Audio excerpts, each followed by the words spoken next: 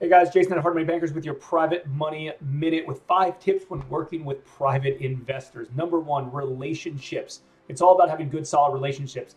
For private investors that work with me are not going to work with you. Your private investors that work with you are not going to work with me. It's all about who you know and the relationships you build. Number 2, great deals. You got to always have great deals, not good deals, great deals that you're letting your private capital investors invest in. Number 3, communicate, and over communicate. Communicate the good, communicate the bad. You got to constantly be communicating of what is going on.